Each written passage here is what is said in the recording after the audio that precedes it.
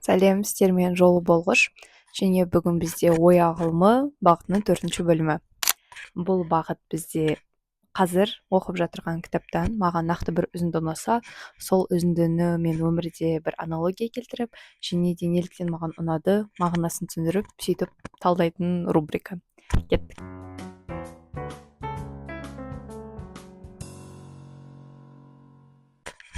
Бүгін бізде Фрэнсис Бернет «Таинственный сад» кітабынан алынған үзінді.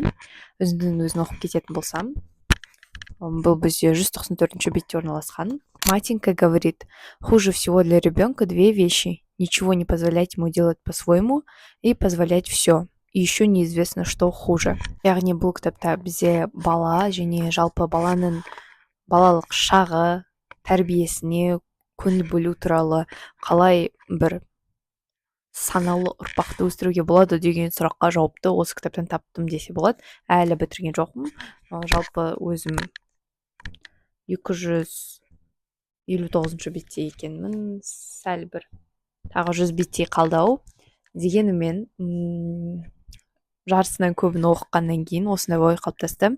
Өйткені шыны керек көбінесе біз болашақ жастардың қолында дейміз. Бірақ болашақ жастардың қолында деген кезде тәрбие тал бесіктен деген сөз бірінші есімізге түсу керек деп ойлаймын. Шынымен де алғашқы баланың туылған кезінде көретін қоршаған ортасы, іс-әрекеттер, мінез-құлық барлығы болашақта сол бір тұлғаның қалыптасуына тікелей әсер етеді.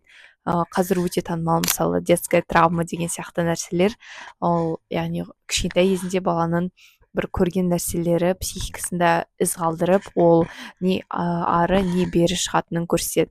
Ал бұл кітапта осындай тек менталды тұрғыдан емес, физикалық жағынан дені сау баланы өсіру арқылы қалай менталды тұрғыдан да дені сау баланы өсіруге болады деген сұраққа жауапты табуға болады. Өйткені шынымен де бұл кітапта керемет кейіпкерлер бар, және бір кейіпкердің 12 баласы бар.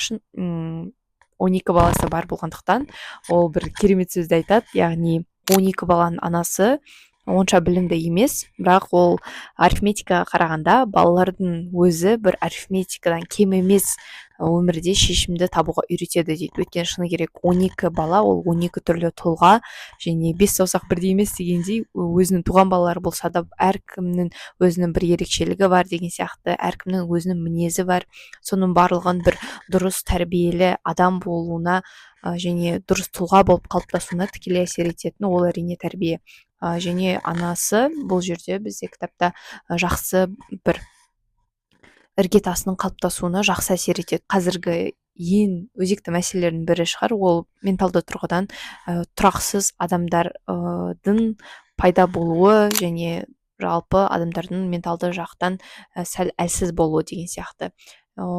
Менталды жақтан әлсіз болмау үшін бұл кітапта бізде жақсы кеңестер келтіріледі, және олардың көбі бізге физикалық тұрғыдан денімізді шынықтыру арқылы күшті ұнаған идеялар өте, концепциялар өте көп, және болашақта өмірде міндетті түрде қолданып көру керек. Өйткені бұл тек қана мысалы балалары бар адамдарға пайдалы емес оқыған кітапты, өйткені өзіңіздің өміріңізде де қолдануға болады. Бұл кітапта жазылған кеңестер қазіргі таңда үлкен адамдардың өздері қолданса, мен ойымша жақсы бір нәтижеге жетеді. Өйткені дұрыс адам ретінде, дұрыс тұлға ретінде қалыптасу үшін бір негізі болады ғой, мысалы фундамент деген сияқты. Сол фундаментті ұмытып бара жатыр. Ал бұл кітап сол фундаментті қалай дұрыс құру керек, және егер сізде ол фундамент болмаса, немесе ол фундаментті құруға уақытыңыз болмай, бір білмеймін, ары бері шауып жүрсеңіздер, онда бұл кітап қайтадан сізге сол базаға оралуға және өмірдегі шынымен де не маңызды деген сұраққа жауаптарыңды табуға көмектеседі. Кітапқа шолу сияқты, бірақ кітапқа шолу емес, бұл ой ағылымы бөлімі. Жаңағы үзінді туралы айтатын болсақ, яғни балаға толыққанды еркіндік беру және ешқандай бостандық бермеу жаман әсер етеді дейді. Ал және екеуінің қайсысының салдары қаттырақ тиетіні белгісіз. Шынымен де қарап тұрсаңыздар, кез келген адам шамадан тыс ерке балаларды міндетті түрде білетін шығарсыздар, және керісінше ешқандай бостандық бермеген, тек ата-анасын айтқанмен жүрген балаларды да білетін шығарсыздар.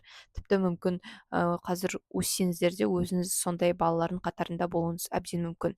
Және бұл кітапта сол да сол таяқтың екі жағы болғандықтан ешқайсысы да балаға жақсы әсер етпейді дейді. Өйткені барынша ортаны, золотая середина, соны ұстап тұру керек.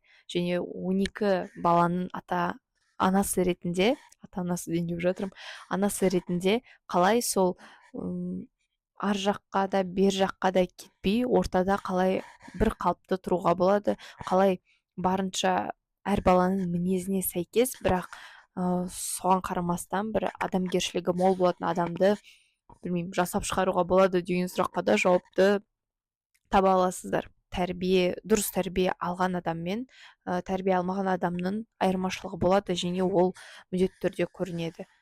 Ал дұрыс фундаментті қалыптастыру, егер сіз өзіңізде немесе жалпы жақын адамдарыңызда ондайды байқасаңыздар, бұл кітапта барлығы мүмкін, өте оптимистті тұрғыдан жазылған кітап десе болады. Сондықтан өмірден түңілмейсіз, керісінше өмірге деген құштарлығыңыз ашылады. Сондықтан өмірден түңіліп жүрсеңіздер, әсіресе Алматыда бір бесқонақтың салдарынан шығар, ауа райының күрт өзгеруінен бір көңіл күйлеріңіз түсіп жүрсе, осы кітапты оқуға кеңес беремін.